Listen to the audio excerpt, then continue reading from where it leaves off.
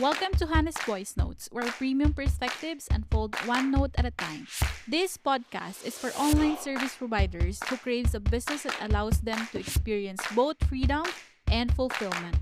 If you desire to scale while working with soul-aligned clients and having white spaces in your calendar exist, then you found the perfect spot. In here, we celebrate having a good life while thriving a purposeful business and creating lasting impact. I am Hannah, your host and curator of insights, journey, and strategies on the path of becoming a premium service provider. I specialize in helping clients scale a business that they're obsessed with through mindset techniques and online business strategies. So, whether you are a seasoned entrepreneur looking to level up or an aspiring service provider eager to make your mark, Hannah's Voice Notes is your go to destination for inspiration and actionable insights. So tune in, take notes, and let's craft your journey to becoming the go-to premium service provider, one note at a time. God is a giver. He owns everything. And then, why would you settle for less if you know your Father can give you more? If I am a child of God, I know my Father can give me more than what I can expect. Because you know what? Hindi madamot ang God to give us everything that we want. Pero minsan, kailangan lang natin siyang daanan para mas matuto tayo, mas maging matibay tayo, at magkaroon tayo ng trust sa Kanya. Hi guys, I'm super excited for today's voice note. A friend of mine will be joining me today to talk about freedom through faith, something that is not commonly talked about in the freelancing industry. So I'm here with Kat at It's Your Cat on Instagram. Can you introduce yourself, Kat? Hi everyone, my name is Kat, the person behind KCD Digital Marketing. I am a social media manager, content strategist, UGC creator, digital nomad, ang dami, diba? Also, I help beauty business owners to have a freedom while creating their contents in a fun and easy ways. I am your girl and it's Kat. Yeah. Super Yeah. excited for this session. One of the reason kung bakit sikat yung in-invite ko in this episode is she is one of my very good friend in the freelancing industry, and at the same time we share a lot of things, especially in faith. We have conversations around kung paano kami ginagamit ni Lord, and at the same time how we can impact more people through God's wisdom. So today I want to have conversations with her about how we can connect faith through freelancing. What's your story in becoming a premium freelancer muna? How did you even get started? Actually, lahat naman parang nag-open yung doors during pandemic. Maraming na-sad during pandemic. Sorry, pero isa ako sa parang nagkaroon ng opportunity during pandemic. And then, syempre, dahil nga hindi pa tayo maalam masyado sa freelancing, ano ba dapat, lahat ng clients na nakuha ko, lowball talaga sila, girl. Yung makapagbigay sila ng task, akala mo pag-aari nila yung buhay mo. Naranasan ko pa yan dati na parang naka-timer. Social media manager na din ako, pero may time. Iihi ka, kailangan naka-time, talagang naka-monitor yung time, lahat ng screen ng ginagawa mo naka-time. Actually, hindi nga gano'n kalaki yung bayad, eh, as in sobrang baba ng bayad, pero yung trabaho napakagrabe. So, parang dun nag-start, this is not the life that I want, na kahit may pera ako, pero yung trabaho na ginagawa ko, hindi worth it sa kung ano 'to. Yun yung naging starting point. I want more na client na align sa'kin while still doing less, doing it on my own time, on my own rules. Talagang tinanggal ko yung mindset ko na kailangan ko lang ng pera, kaya kailangan kong pagtiisan 'to. Hindi. I know what I deserve. I know what I can offer. So, kaya kailangan mag-step up ako and iwan yung mga ganitong klaseng client. So, kailangan magkaroon ka ng gano'ng urgency sa heart mo na, I'm done with this. So, kaya yun, kailangan bago na. Yung parang yun yung Exactly. Na-experience ko rin yan before. Pipindutin ko na lang yung keyboard para hindi gumalaw yung timer. Kasi minsan may yeah. times na wala kang ginagawa.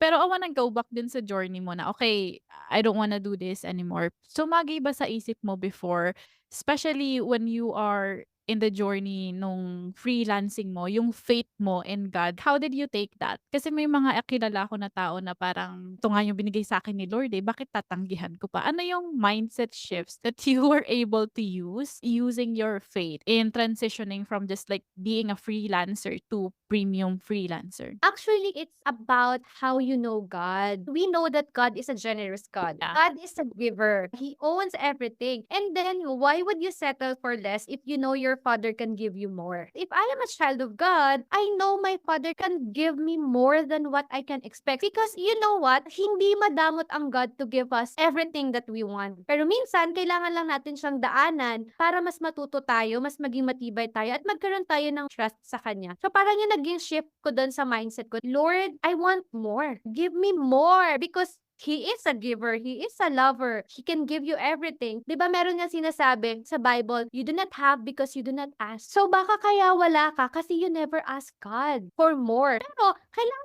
nating pagdaanan yung proseso na daanan natin yung ganung klase ng client para mas ma-appreciate natin yung process, para mas magtiwala tayo kay Lord, para mas tumawag tayo sa Kanya, para masabihin natin, Lord, I want more. I know you can give me more. And looking back, He gives me more than what I expected. I love that so much. Kasi minsan, ito rin yung mga common misconceptions that other freelancers have, especially when it comes to faith. Like, we ask for guidance, but sometimes we fail to ask for what we want. And most especially when you are wanting to impact more people, sobrang importante talaga na you are coming from a place na you get to do what you love and you get to Yes. experience more freedom so you can help more Yeah. people. And that is for me the Exactly. way of God of telling us na I can give you everything, but you have to ask me. Parang hindi naman yung eksaktong bagay na hinihingin mo sa kanya. Like what you said, sometimes He gives you more than what you ask for. Ano yung sa tingin mo, yung other misconceptions that people have about balancing a strong faith with a successful freelancing career? Ito yung commonly na 'pag freelancer ka, hindi ka medyo nagto-talk about your faith, or you're not showing your faith, or you're not showing what you're doing for the Lord. Kasi meron tayong misconception na 'pag malaman nilang Christian ako, isipin nila perfect ako. Anong connotation, ang holy niya naman. O wag mo siyang lolokohin ng ganyan kasi alam mo yun, ang tingin agad ng tao parang, ayoko na lang malaman nila na Christian ako, or ayoko na lang malaman nila na nagbabasa ako ng Bible kasi iisipin nila ang holy ng buhay ko, hindi ka puwedeng magkamali, ganito na yung perception, ganyan. So, feeling ko isa yun sa misconception about faith sa freelancing. Parang wala masyadong loud enough to tell them that I am a Christian, to tell them that I read my Bible, to tell them that I believe in God, kasi hindi siya Hmm. like, alam mo yun, hindi siya normal na pinag-uusapan, mas pinag-uusapan pa natin minsan yung mga ano yung trending, ano yung ganyan. Kasi parang minsan nagkakaroon ng connotation, dapat 'pag Christian ka, dapat perfect ka. Dapat Ah, 'pag Christian ka, hindi ka nagkakamali. Dapat 'pag Christian ka, ganito. Kaya parang instead of showing everyone that I am a Christian, that I read my Bible, hindi mo na siya mapapakita dahil nga, alam mo yun, iniisip agad nila na perfect ka. So siguro, ang ako naman, ang take ko doon, sabi ko nga kay Lord, "Lord, I may not be in the church serving your people." In what way? Like for example, 'di ba, parang we are called to be a servant of God, pero tinawag tayo ni Lord sa iba't ibang way para makapag-serve tayo sa Kanya. At sabi ko sa Kanya, "Lord, kung itong way ko na 'to," kaya yung the time na in-invite mo ko and the topic is all about faith and freelancing. Actually, nagdadalawang isip ako kasi baka ang isipin agad ng tao, "Oh, ang lakas naman ng loob niya mag-talk about faith or ganyan." Eh, hindi naman, alam mo yun, hindi naman siya nagse-serve sa church, or hindi naman siya active, ganyan. Akala mo ang perfect, 'di ba? So, parang gano'n agad. Pero sabi ko nga, "Lord, kung ito yung way to show them, kung ito yung way ko, or ito yung paraan ko to show the world or to show other freelancers na I have faith and they should trust their business in the hands of God, then I will do it with a grateful heart." Kasi ito na lang yung way ko to serve God, eh. I cannot go to church, hindi kasi malayo ako, yung church ko is nasa Palawan. So I cannot go sa local church ko to serve His people, but God is providing me a way to serve Him through podcast, through getting invited, through giving my knowledge about faith, about God, about everything. Parang alam mo yun, Han, ang misconception talaga is parang naglalagay agad tayo ng connotation sa isang tao kapag nag-read na yan ng Bible or ganito, para ang perfect na ng buhay niya. No, yeah. exactly not. But alam mo, the reason why we should be speaking about our faith is because para malaman ng ibang tao, or para makita nila that, hindi yan siya perfect, hindi yan siya ganyan, but still continue to trust in the Lord. Alam mo yun, na parang, alam mo, ang daming pagkakataong nagkamali niya ni Kat, pero still nakikita mo umaangat siya, nagpapatuloy siya, nagbabasa siya ng Bible kasi makikita mo that she cannot do it on her business, that she cannot do it on her own. She needed the Lord. So parang, alam mo yun, yun yung take ko about the misconception about Ah, it. I love that. I love Sabi that ko ba so much. Ano yung mga like magiging advice mo? Like you mentioned na, oh, pag sinabi ko kasing Christian ako, yung iba like super fearful in terms of sharing on social media na, oh, I'm Christian, I read Bible, I'm a hmm. believer. Ano yung message mo sa kanila in like simple ways that they can serve the Lord while like showing up on social media? How do you do it? I think the first and the most important part is to really have that one-on-one conversation with the Lord. Ang hirap mag-show up, ang hirap ipakita sa lahat that you're a Christian, but then kapag ikaw at si Lord na lang yung nag-iisa, how's your relationship with God? Alam mo yun? Ako kasi parang mas nahanap ko or mas naging mas malalim yung relationship namin ni Lord nung ako na lang dito, lalo na dito sa Siargao, ako na lang mag-isa. I need to be careful with every decisions na gagawin ko dito because this is not my place. Pero dito talaga ako, talagang inano, inaresto ng God na talagang every morning talagang alam mo yun, tuwang-tuwa talaga ako na every morning meron kaming meron akong ritual, di siya ritual, ang OA nung ritual. Pero meron akong moment talaga every morning kay Lord na where I talk about, "Lord, this is what I plan for my business. This is my desire sa heart ko.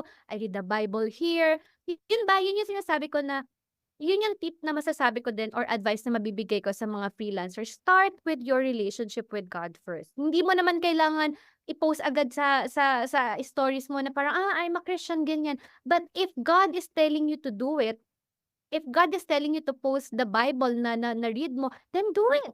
'Di ba? Hindi mo kailangang ipakita sa buong mundo or hindi mo ipakita sa ibang tao that you're a Christian by sharing a post, babasa ka ng Bible. But it is, how's your relationship with God when no one is there?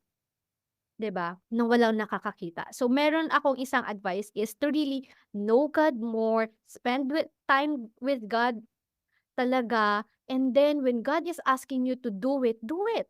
When God is asking you, "Oh my God, i-share mo 'yan sa story mo bukas dahil may ibang taong mas mai-inspire kapag mabasa 'yan," then do it. 'Di ba? So, parang it's just a step by step, and the most important thing is, how's your relationship with God? Start with your relationship with God when no one can see it, 'di ba? So parang dun, alam mo alam mo kanina kanina lang nag-breakdown ako kay Lord. Parang, "Lord, ano yan, I am so tired. I'm tired with my business. I'm tired with as in umiiyak ako ta's nakaluhod ako parang, Lord." And then nag-worship ako and then ayan na, 'di ba? Ngayon nagpa-podcast na tayo, life goes on. But the Yeah. most important thing is, kanino mo binubuhos lahat ng worries mo, yung anxious heart mo, kanino mo siya binubuhos? Is it kay Lord o sa ibang tao? So, talagang natutunan ko dito to really give God my heart. Talagang wala na akong ibang makakapitanhan, wala akong ibang mahahawakan, only God. So yun, kung meron man akong isang advice is sa mga Christians na gustong mag-out na Christian sila or talk about faith, start first with your relationship with God, and if God's telling you to do it, do it. Yun. So Yeah. parang dun. Yeah, I love that. It really starts with you. And this goes without saying na you don't have to prove anything. Kapag sinabi mo na Christian ka, like when you subtle na parang very subtle lang na minention mo sa social media na Christian ka, you don't have to prove anything to Ah, anyone. It yes, starts with you and exactly. whatever you share with social media na parang feeling mo ito yung sinasabi sa'yo ni Lord na, "Oh, gawin mo 'to, share this," then listen to it. But you are not obliged to, "Oh, kailangan show up ako everyday just to kailangan mag-snap Mm, ako ng nagbabasa ako ng Bible or I have to do all yeah, these things." Like, you are not obliged and you don't have to do yeah, those things. It starts with you. And I yes. love everything that you said.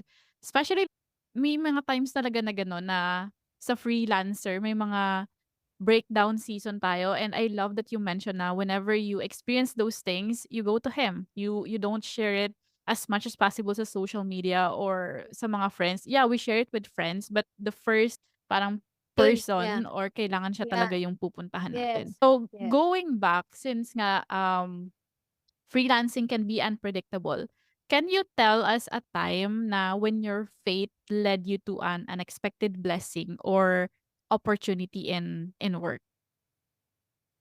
Ang dami. Actually, karamihan talaga ng moment ko sa freelancing. Alam mo, dumating ako sa point na parang in just the span of 1 week, nawalan ako 3 client sabay-sabay. Parang, wait lang, puwede ba dapat 1 week yung pagitan nung 3? Pero bakit isang linggo, isang bagsakan.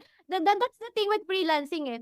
Hindi natin alam kung kailan sila mag-e-end. Ang masakit pa 'pag mag-end sila sabay-sabay na parang, puwede wait, pagpahingahin niyo muna ako. Pero alam mo yun yung pinaka-moment na nandun ka na sa lowest of your ano talaga ng life mo at wala kang ibang gagawin kundi umiyak na parang, "Lord," mapapatanong ka, "Lord, bakit? Saan ako nagkulang?"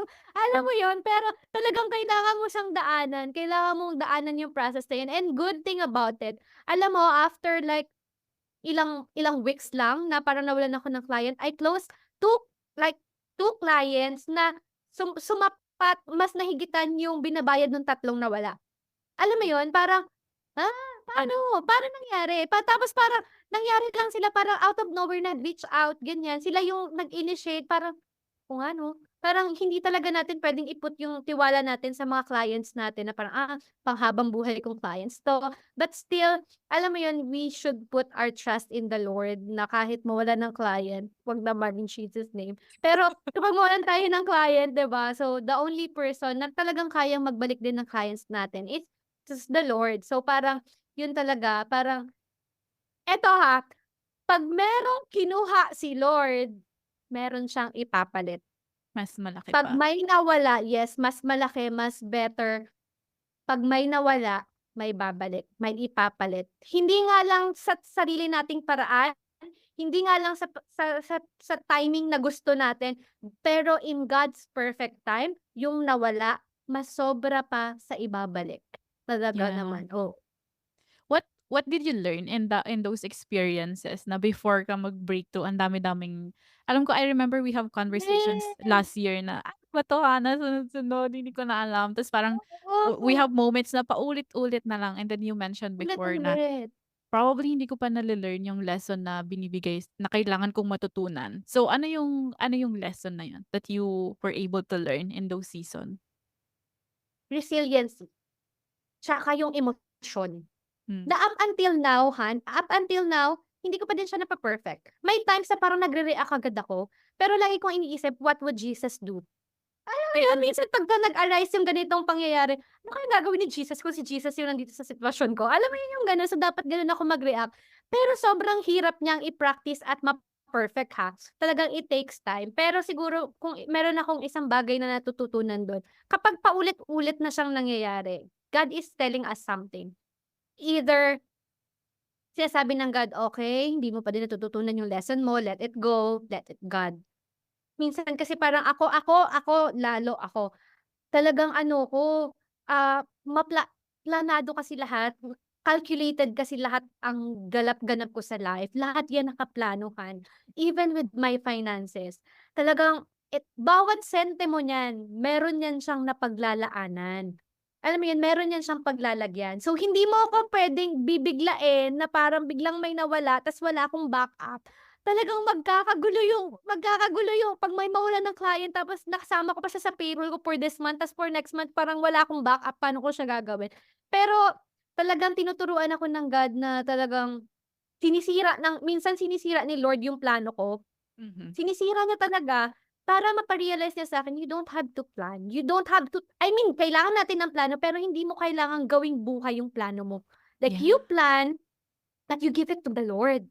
mhm. Kung masunod man yung plano mo, thank you Lord, kung hindi may mas better na plano. So, talagang tinuturuan ako ng God na talagang minsan talagang, ang sakit kasi nakaplano na siya sa isip mo, eh. Pero talagang God has a way of teaching us, talagang correcting us, giving us more wisdom kung paano natin gagawin yung business, paano natin siya papatakbuhin, and talagang hindi nagtatapos yung learning, eh.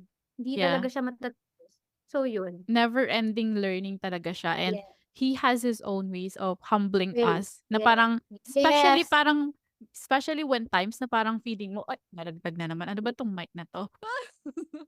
Especially in times na parang feeling mo, "Ang galing-galing ko, alam ko na 'to lahat." Tapos yes, parang, yes. parang, "No, you don't know 'Di ba? anything yet." Dun ka na Yes. ire-remind na, "Oh, nakakalimutan mo na ata ako, ah." Like, you forgot kung Hmm, saan nanggagaling lahat ng meron ka ngayon. And meron ka. that is a great Exact reminder for us to really trust and surrender everything to Him. What you mentioned earlier, yes, mawawala yung mga clients na yan, wag naman sana, pero there are times na hindi mo sila controlled. And at the same time, yes, yung mga plano natin sa buhay, kaya siya tinawag na plan because that is not going to be certain. But if you yes, surrender it to God, may mas better pa siyang plans for us. Maybe yung plano mo, 10 times better pa yung plano niya yes, for us. So I yes. love that. So going dun naman tayo sa ano, so we're done with yung sa success or sa mga achievements that you were able to experience in God's and having faith in God. Dun naman tayo sa in what ways has your freelancing journey strengthened or challenged by your faith? Siguro ano, parang dapat everyday talagang kasi ang challenging naman talaga ng sa totoo lang, ang challenging ng freelancing, promise, sobrang challenging niya in a way na talagang you run a business. Hindi lang siya freelancing, eh, it's a business. Kailangan mong mag-show up para sa business mo, kailangan magplano ka para sa business mo, kailangan yung thinking mo 5 years or 2 years ahead, kailangan yung savings mo, alam mo yung ang dami mong kailangan i-consider with business. Dito talaga nacha-challenge yung faith ko na parang kaya ito yung actually sa ganitong business mas na-humble ako, na parang everyday nagigising ako kailangang tumawag ako kay Lord, Yeah. na parang hindi puwedeng kampante ako, na yung business ko bukas may client pa ako, hindi, eh. Kaya talagang siguro kaya din talaga ni-lead ng Panginoon na ito yung maging trabaho ko, ito yung maging business ko, kasi feeling niya kung hindi ito, hindi ako tatawag, eh. Kasi Yeah. kung imagine mo kung empleyado ako 9 to 5, fix yung sahod ko, 'di ba? So parang talagang guarantee na magkakasahod ako every 15-30, eh, dito hindi, girl. Kailangan talagang pagsumikapan mo lahat, kailangan gagawin mo lahat. Kaya talagang everyday talaga, nacha-challenge yung faith ko. Everyday, hindi naman ako everyday umiiyak, pero laging maiiyak sa heart ko na parang, "Lord, eto pa natututunan ko, every time na uupo na ako kasi after ko mag-lunch, magwo-work na ako. So, after yun ng mga morning routines ko, maliligo na ako. 'Pag umupo na ako dito sa table ko, meaning mag-start na ako mag-work. Before akong mag-e-edit ng content ng client ko, ang lagi kong prayer, "Lord, bigyan mo ako ng wisdom, bigyan mo ako ng lakas para wala ng revision." Alam mo yun? Yeah. Gano'n yung prayer ko everyday, parang, "Lord, bigyan mo ako ng kakaibang idea paano ako makaka-edit ng ganito, magustuhan sana ng client ko." And it becomes like a norm sa akin tumawag kay Lord everytime na mag-e-edit ako, and it strengthened our relationship ng Lord, kasi talagang wala akong way, eh, parang nagawa ko ng mag-edit ng hindi ako tumawag kay Lord, puro revision girl, kinabukasan parang dadagdagan pa yung trabaho ko, pero parang everytime na, "Lord, tulungan mo ako, dapat itong edit ko na 'to, Lord, talagang tulungan mo ko para paggising ko kinabukasan wala masyadong message sa WhatsApp kasi approve." Alam mo yun, in little ways na-strengthen talaga yung faith ko dito sa trabaho natin na 'to. It's just because I learned how to call upon the Lord. Alam mo yun, hindi ko na. Lalo na pagka may stressful na client na parang grabe magpa-revise, girl. Mm, Though may mga mm. alam mo yun, may boundaries naman sa revision, pero girl grabe sinasagad talaga yung Sinusulit. sinusulit talaga. Parang minsan umiiyak talaga ako, "Lord, ayoko na." Pero nakikita ko sa sarili ko. Pero tinuturuan ako ng God na, "Okey, kailangan mo ng pasensya, kailangan mo niyan. It's just because that's your business. Yan yung ginusto mo, yan yung pinasok mo, wala kang choice."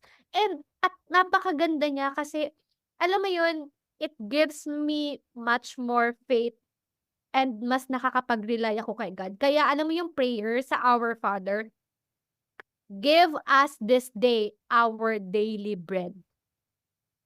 Daily.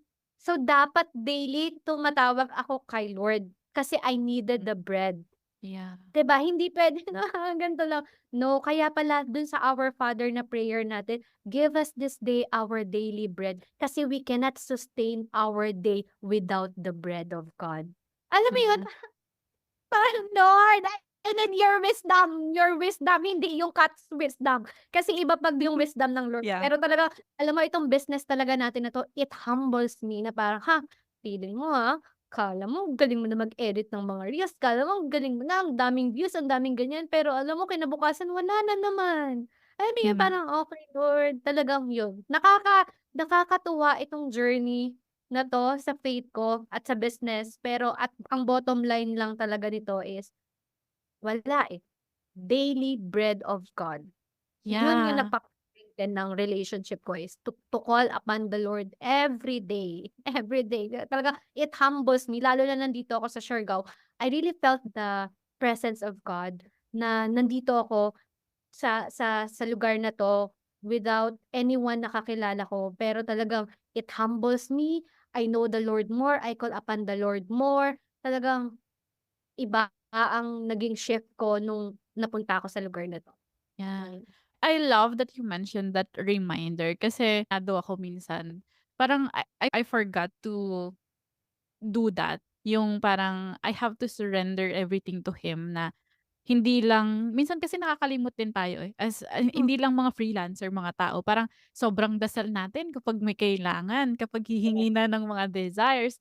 Pero kapag na-receive na natin, parang minsan nakakalimot tayo. So, it's such hmm, a good reminder na hindi lang natatapos yung faith mo, yung prayers mo when you actually receive your yep, desires.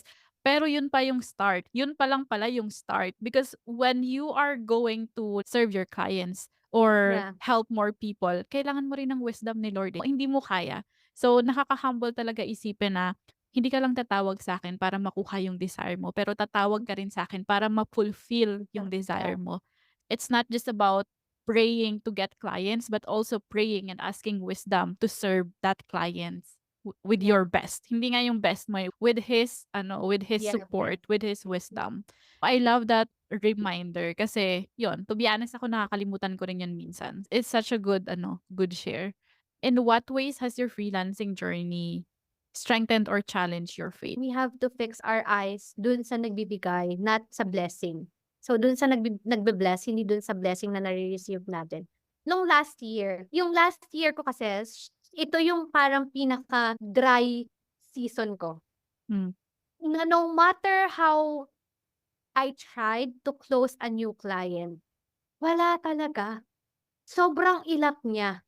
Talagang parang mapapatanong ka pa, "Lord, naaalala mo pa ba ako?" Tapos alam mo yun, yung parang alam yeah. mo yung you pray and you pray and you pray and you pray and you pray and yet God's answer is no. Parang parang, "Lord!" Alam mo tapos nakikita mo yung savings mo nagde-decline. Yung emergency fund mo bumababa, hindi nadadagdagan, hindi tumataas, pero talagang ginagawa mo naman lahat ng kaya mo but still wala. Talagang one of the hardest year ko sa freelancing ko talaga yung last year. Talagang ang ilap ng bagong clients. As in dumating sa point na dalawa lang ang clients ko, Han. Dalawa lang. Parang, "Lord, paano ako magbabayad ng bills? Paano ako magsu-survive?" Pero dun ipinakita sa'kin ng God that, "My grace is sufficient, my way to provide is enough." Hindi ko man na-experience yung talagang grabe-grabe yung, ang dami kong extra. Pero sapat. Alam mo yun, sapat naman. Wala naman ako naging utang na pangmalakasang pinaghahabol ako, lahat nabayaran. Hmm. Alam mo yun, puwede ko kasi siyang tingnan last year na parang, "Grabe ka Lord, kinalimutan mo ako." Puwede akong magtampo kay Lord na wala talaga akong na-close na client ta's wala akong savings, walang nadagdag. Pero tiningnan ko na parang, "Uy, nakakabayad pa naman ako at nakapag-Dubai ako." Yeah. Di ko alam kung paano nangyari din lahat, sobrang bilis lang lahat, pero I know nung nag-Dubai ako, it's God's will. Nag-open lang lahat sa'kin ng doors na yun. And true enough, this year talaga grabe parang, Lord, alam mo yun yung parang ang daming hindi naman ang OA naman ang dami, 'di ba? Pero may mga nako-close akong clients, ganyan, may dumadagdag and mas na-embrace ko yung business, mas nag-show up ako ng mas authentic na ako, mas minahal ko siya, yung business. Alam mo yun, parang minsan talaga hindi natin nakukuha yung yes, kasi hindi pa tayo ready for that client. minsan kaya hindi binibigay ni Lord ako yung nakita ko last year kaya wala akong na-close na client kasi alam ng God hindi pa ako mentally stable, emotionally stable to handle more clients. Wala Yeah. pang disiplina sa routine. Wala talaga akong disiplina last year kaya hindi ako mentally stable last year. Hindi talaga ako okay last year. Pero talagang pagpasok nitong taon, pagpasok ng March, binago ko yung shift, binago ko yung isip ko, sinurrender ko lahat, binitawan ko lahat. Talagang sabi ko, "Lord, I want to start new." Yung disiplina ko, talagang sa daily routines ko, yung disiplina ko, may ma-close o walang client, magso-show up ako. May mag-reply man diyan o wala, may mag-seen man diyan o wala, may mag-comment man diyan o wala, magso-show up ako. Pero yung binild sa'kin ng God is the discipline, and then true enough nakita ng Panginoon na, "Okay, you're ready. I'll give you clients." Hmm. And then doors is opening. Alam mo 'yan, doors is opening for me to sa ganito, referrals are coming. Parang, disiplina. Yeah. When you are ready, God will give it. Pero 'pag Mhm. alam ng God you will mess up the blessing, He will not give it. Kasi masisira yung pangalan mo sa freelancing world kasi hindi mo na-deliver kasi you're not mentally okay. That's why talagang I call upon the Lord, surrendered life. Yun talaga, yun ang dami kong moments talaga last year na parang hindi ako proud. I am not proud na nangyari yun sa business kasi talagang wala akong disiplina, hindi ko talaga siya prioritize. Pero talagang God has a way of talagang aalisin tayo sa mga bagay, sa mga tao, sa mga pangyayari sa buhay natin na alam niya na ito yung reason bakit hindi ka nakakapag-show up sa business mo. And then once na umalis ka, tinanggap mo na it's over, God will give you more. Yeah. Talagang alam mo yung sikat, I mean yung trending sa Facebook or sa social media na nakikita yung merong bata, meron siyang teddy bear or stuffed toy na hawak, na maliit, tapos pilit kinukuha ng God yun, kasi merong mas better si Lord na mas malaking teddy bear sa back niya. Nakita mo ba yun? Hindi, pero I can picture it. Okey. Yung merong gano'ng hindi siya meme, pero merong gano'ng kumakalat sa Facebook, and then alam mo yun parang, alam mo yung unang pumasok ko, kukunin ni Lord yung kung gusto ko yung maliit, ayoko ng malaki, alam mo yun parang, gusto ko 'to, bakit mo kukunin Lord? Pero alam mo yun, pero once na sinurrender mo pala siya, yung akala mong napakaganda, napaka-hold, napakagandang pangyayari nung ni-let go mo siya, dun na makita, ay kaya pala minsan kaya hindi bumababa yung blessing, ito yung learnings ko, kaya pala hindi bumababa yung blessings kasi ako yung problema. Yeah. Kasi hindi pa ako ready. Hindi ko pa binibitawan yung pinapa-surrender ng God. Maybe God is telling us na, "Okay, i-surrender mo yung business mo. You have to let go of your worry. You have to trust me. You show up kahit walang nangyayari. Just trust the process." Pero minsan 'di ba parang we resist. Sinasabi ng Lord, "Wag mo nang pasukin 'yan," pinasok mo pa rin. Parang sinasabi ng Lord, "You do not do that. Wag yang client na 'yan kasi toxic 'yan." Pero pinilit mo pa rin kasi kailangan mo ng pera. And it turns out yun nga, alam mo yun, pero we have to be discerning about God, and if God is telling us to let go and surrender that kasi may mas maganda siyang plano, trust His plans kasi mas better siya. So yun, talagang surrendered. Yeah, and sometimes we feel like parang may trust tayo, but nahihirapan tayo mag-let go. Mas malaki yung resistance and Yes. dun tayo mas nahihirapan actually. Dun tayo parang mas nasasaktan na parang, "Ang kulit-kulit mo naman, sinasabi sa'yo ni Lord Mm, na bitawan mo na kasi bibigay ko na tawa mo 'tong na. malaking blessing." Pero dahil Oo. attached na attached ka dun, dahil parang Yes. you attach yourself dun sa meron ka ngayon, it's so hard for you to let go and it's so hard Yeah. for God to give you the much better blessing then. The more we attach ourselves dun sa mga hindi naman plano ni God for us, the more na masasaktan tayo. Where in fact, you can just like freely let go and then trust the process, trust God with the blessings that He will give you. Mas madali tayong makaka-move forward. You mentioned earlier na parang, okay, discipline. What did God told you in terms of discipline? Ano yung mga bagay na binago niya sa'yo, yung mga pinagawa niya sa'yo for you to be able to come here again, for you to be able to have more clients again for your business? Sabi ko nga sa'yo 'di ba, parang yung last year talaga hindi ko na din nakilala yung sarili ko kung sino ako. Pero dumating kasi ako sa point na parang, ayoko na ng ganitong buhay. Ayoko na ng ganitong lifestyle, ayoko na ng ganito. Dumating ako sa point na parang, "Oh, ito na Lord, oh." Alam mo yun, parang wala na akong choice, eh. Wala na akong choice, wala na akong tatakbuhan, as in dumating, alam mo nakakatawa, good thing is, I'm na naiiyak ako 'pag mapanood 'to nung pastor ko. Dumating sa point na minessage ko siya. Sabi ko, as in senior pastor namin yun, napaka-busy, ang daming ginagawa, but I messaged him. Sabi ko, "Pastor, I do not know who I am anymore." Sabi kong ganyan, hindi ko na kilala kung sino ako. Kasi gulong-gulo na yung utak ko nun, eh, as in magulo talaga ako, yung emosyon ko, yung utak ko magulo, minessage ko siya. Sabi ko, "Pastor, I do not know anything." Alam mo, dun ko naramdaman yung love of a father, sa reply niya. Alam mo ang sabi niya sa'kin, "Run back to God. Run back to God." Sabi niyang ganyan. Yun lang ang sabi niya, "Run back to God." Ang hirap bumalik ulit, I mean ang hirap magtiwala, alam mo yun, parang ang daming pangyayari sa buhay mo tapos, um, alam mo naman ang solusyon na bumalik ka lang kay Lord, iso-surrender mo yan kay Lord, yung plano mo, yung ganyan mo i-surrender mo, not on your own will, on your own strength. Pero ang hirap mag step by step ulit pabalik in His presence. Pero ang nakita ko talaga dun is uubusin ka ng Lord, eh. Hangga't walang-wala ka na. Sa kakulitan mo, sa katigasan ng ulo mo, sige gawin mo 'yan, gawin Yeah. mo. 'Di ka matatapos, 'di ka matatigan, sige gawin mo pa, hanggang wala ka na, hanggang ubos ka na, at 'pag ubos ka na, he showed up. Yeah.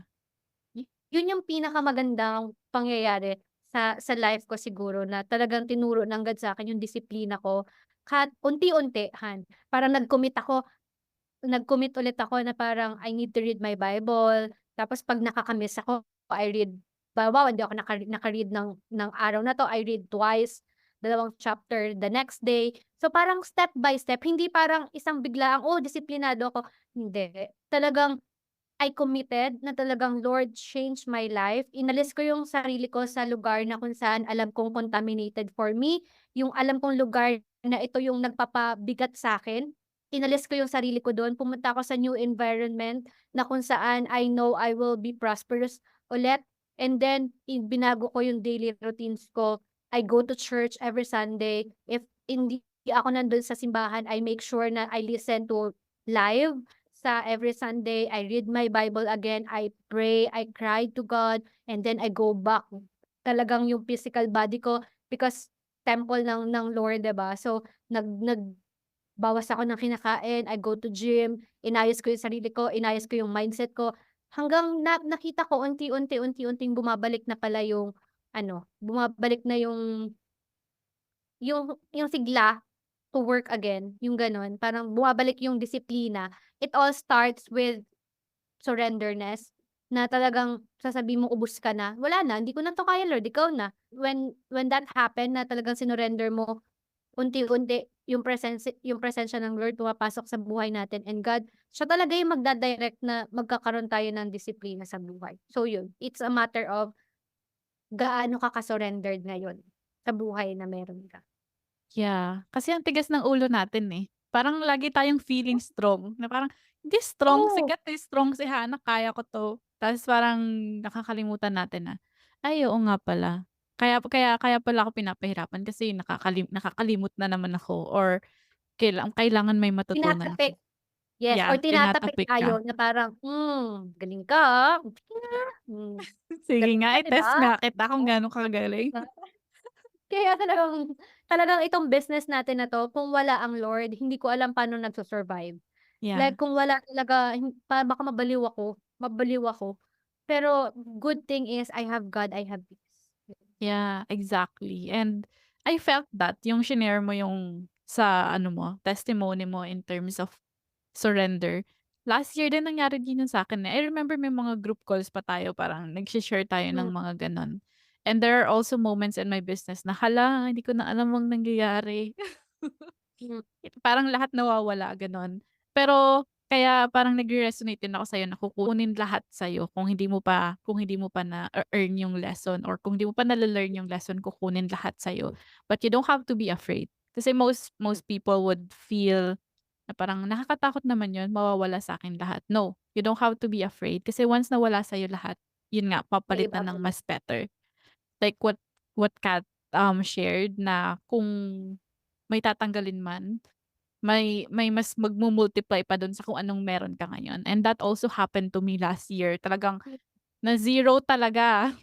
Oo. May times na like, hala, sunod-sunod, nasaan na sila? Mm, And then when I learned the lesson, when I go back to church again, parang nagulat na lang ako na, hala, anong nangyayari? Parang 1 week lang, times 10 pa nung nawala yung bumabalik. mm, So, it's really a testimony na you have to trust God, you have to surrender, you don't have to be complacent na ang galing-galing mo, hindi ka magaling. mm. You have to always ask for His wisdom para meron kang guidance in running this business. Kasi kung hindi ka nagsu-surrender, hindi ka humihingi ng guidance, mababaliw ka. Wala kang tatakbuhan. Even your friends, your family, they can't help you with that. Only God Yes. can give you that. So Amen. I love that you share that. In terms of ano naman, have you seen your faith impact not just for your own freelance career pero sa clients or sa ibang lives nung mga friends mo or colleagues in this industry? Can you share a story kung paano nangyari yun?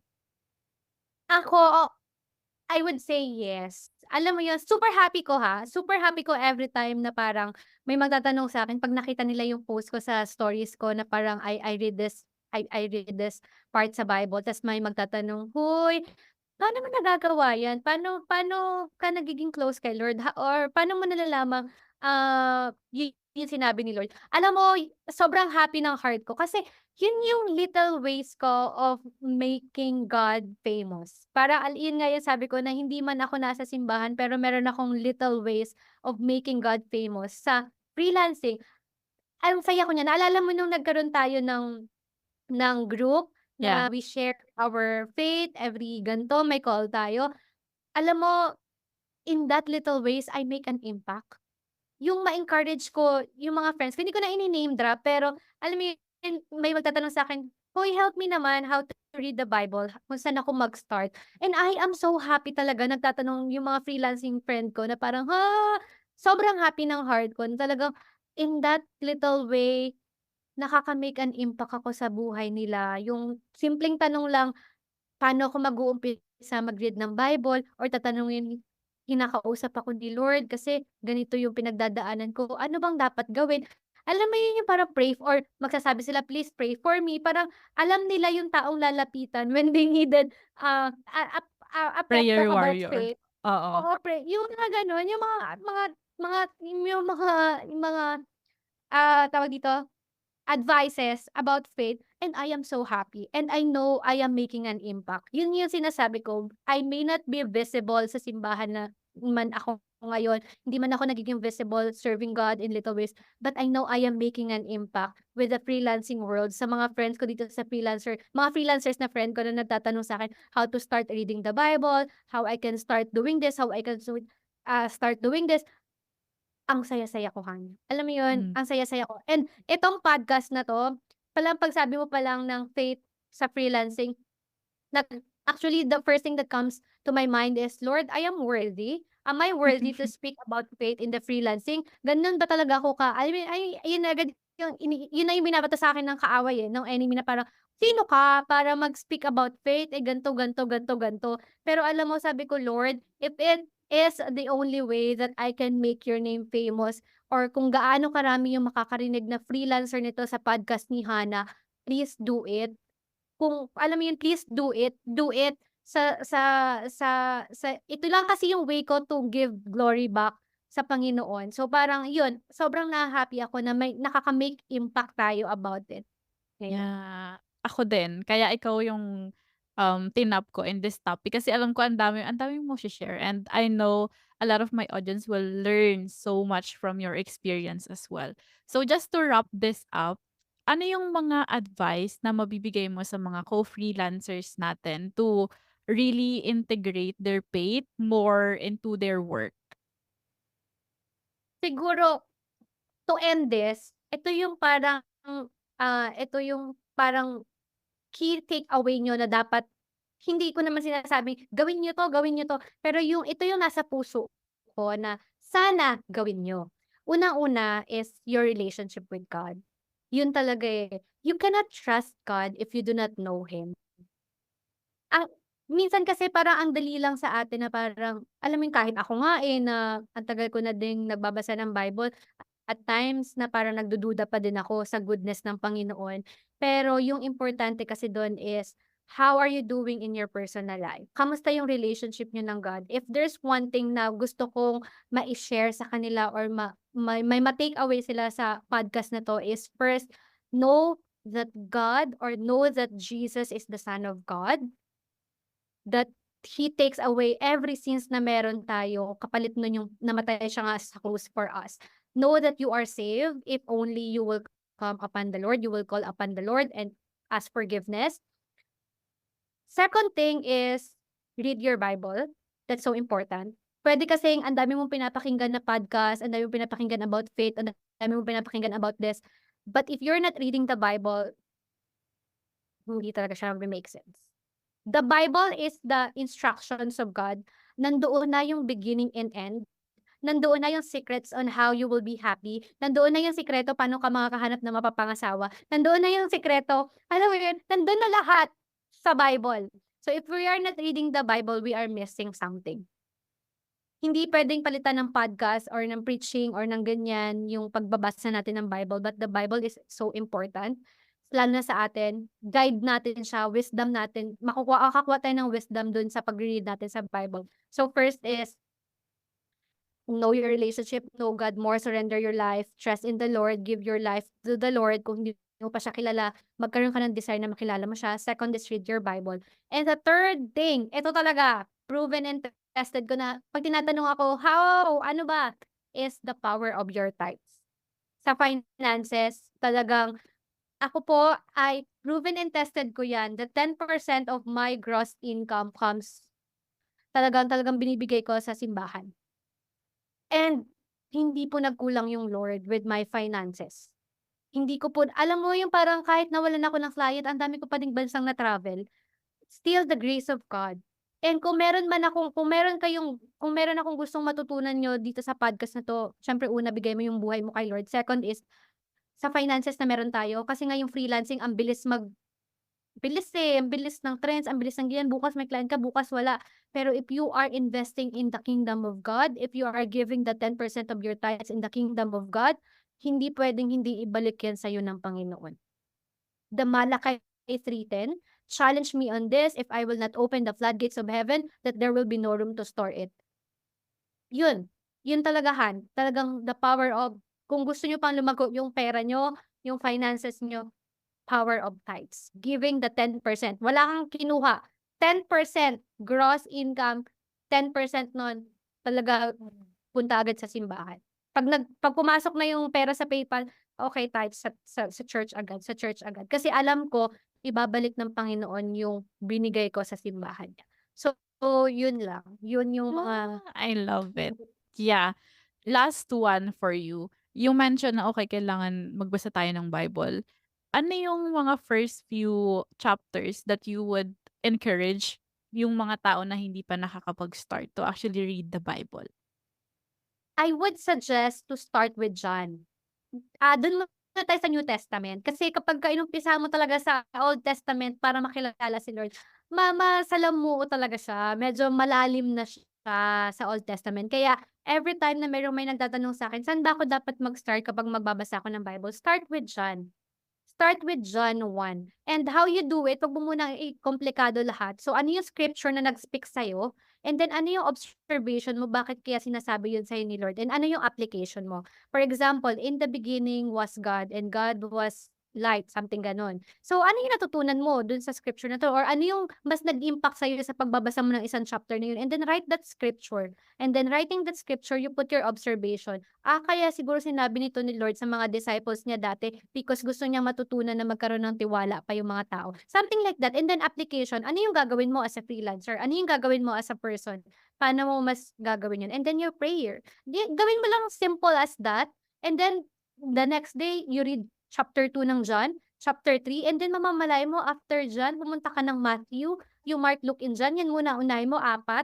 And then makikita mo, kasi dun mo makikita kung paano nag-transition yung buhay ni Jesus. Paano tayo sinave ng Lord, dun talaga sa gospel. So, gospel is the Matthew, Mark, Luke, and John. So, yun.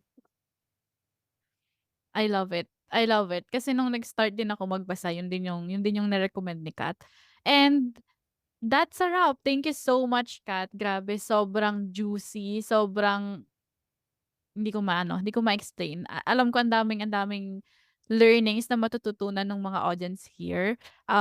Saan ka nila where can they find you? How they can connect with you on social media? They can find me on my Instagram, it's Kat. So, yun, dun lang naman sa IG and my TikTok. My TikTok is more on living alone, travel, freelancing, and all. Pero mostly dun ako nagha-hangout sa IG ko. You can follow me. And I also have my YouTube channel. Baka lang gusto niyo mapanood yung mga living alone ko. Ayun. Yes, follow her in her social media accounts. Ang dami niyang mga sinishare do'n. Beach life, Siargao, etc. about freelancing. So, marami kayong matututunan. And if ever kung may questions kayo sa faith and freelancing, you can both tap Yes. us. We are very Yes. open. And of course, that's it. And thank you so much, Kat. I really appreciate your time and Yes. Thank super you, love ko Ann. nitong episode na 'to.